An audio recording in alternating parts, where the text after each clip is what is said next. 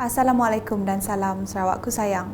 Bersama saya Lia Amira Anorigos dalam Buletin Ukas edisi malam 16 Julai 2020. Berita utama, Kerajaan Sarawak menghormati keputusan Kerajaan Brunei Darussalam yang menguatkuasakan perintah bayaran keluar dan bayaran masuk kepada pelawat luar dan rakyat di negara itu bermula 1 Ogos ini.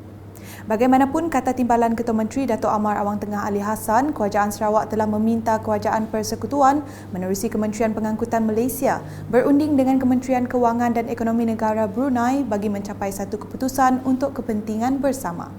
Saya telah pun minta YB Hasbi, Timbalan Menteri Pengangkutan Malaysia, berunding dengan menteri dia dan supaya Kerajaan Persekutuan melalui Kementerian Pengangkutan Malaysia untuk berhubung dengan counterpart mereka di Brunei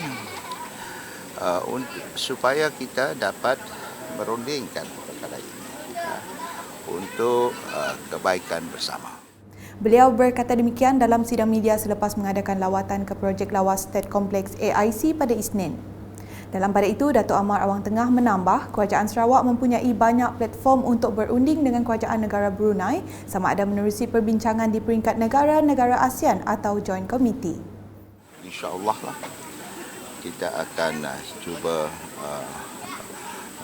berhubung bagaimana kita dapat membincangkan perkara ini untuk kebaikan kedua-dua.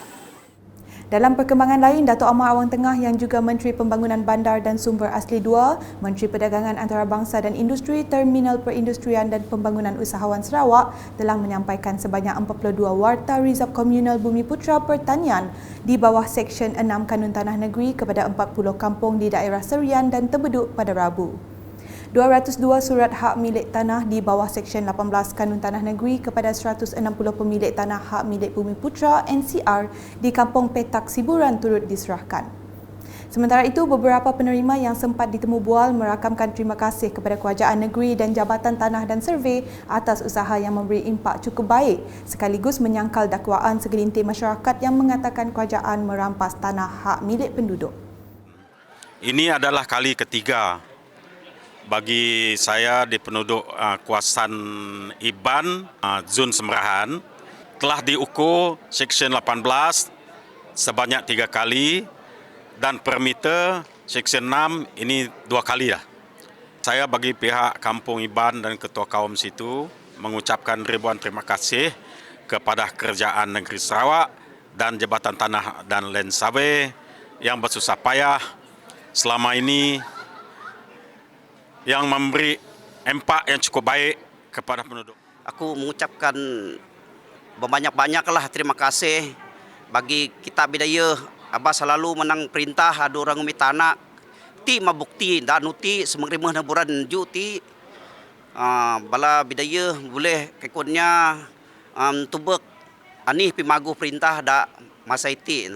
Aku memang nyukong perintah lebih lagi Kerajaan Negeri Sarawak. Jadi aku harap bala kita bidaya aba iri hati kong kireng ba anggap perintah orang mitana kai ti mah komitmen perintah kaum bidaya khasnya ada kawasan Serianti. Terima kasih kepada Kerajaan Negeri Sarawak kerana mementingkan kepentingan rakyat. Berita seterusnya. Ahli Dewan Undangan Negeri Adun Batu Danau Paulus Palugumbang menziarahi Wesley Pongkas, 54 tahun yang menghidap penyakit strok dan terlantar di kediamannya di Kampung Pengkalan Madang pada Rabu. Dalam ziarah itu, beliau telah menyerahkan sebuah kerusi roda bagi membantu memudahkan Wesley untuk bergerak. Dalam kesempatan itu, Paulus bersama Ketua Pemuda PBB Cawangan Dun Batu Danau Kaunselor Elvis Matthew anak bungsu dan Setiausaha Pemuda PBB Dun Batu Danau Jeffrey bin Kapar turut melihat sendiri keadaan rumah Wesley yang daif. Pada masa yang sama, beliau telah berdialog dengan penduduk setempat dan berbincang mengenai isu-isu kampung. Selanjutnya, pandemik COVID-19 masih lagi menjadi kebimbangan masyarakat di seluruh dunia kerana masih belum menemui vaksin untuk mengubati wabak tersebut. Sehubungan itu, One Medicare yang merupakan kumpulan perkhidmatan sokongan hospital juga masih dalam perjuangan memberikan sokongan operasi, pembersihan dan penyelenggaraan untuk 23 buah hospital kerajaan Sarawak di kawasan bandar dan luar bandar. Menurut Ketua Pegawai Eksekutifnya, Sezali Tuah Nelly dalam satu kenyataan media pada Rabu, walaupun menghadapi banyak cabaran, One Medicare tetap terus memberikan perkhidmatan sokongan hospital sepanjang wabak ini melanda. Berikut pula, Unit Komunikasi Awam Sarawak UKAS memainkan peranan penting dalam mengambil maklum balas dari peringkat akar umbi, berhubung dasar serta menyebar luas inisiatif Kerajaan Sarawak kepada rakyat. Menerusi program UKAS at Community di Sibu, peranan UKAS diperkenalkan secara lebih dekat kepada jabatan atau agensi kerajaan lain termasuk orang awam bagi memastikan ia diketahui umum. Sehubungan itu, pejabat residen, pejabat daerah dan juga ketua masyarakat termasuk ketua kaum KMKK diharap dapat terus bekerjasama dengan UKAS. Beralih ke laporan sambutan Hari Sarawak yang bakal tiba.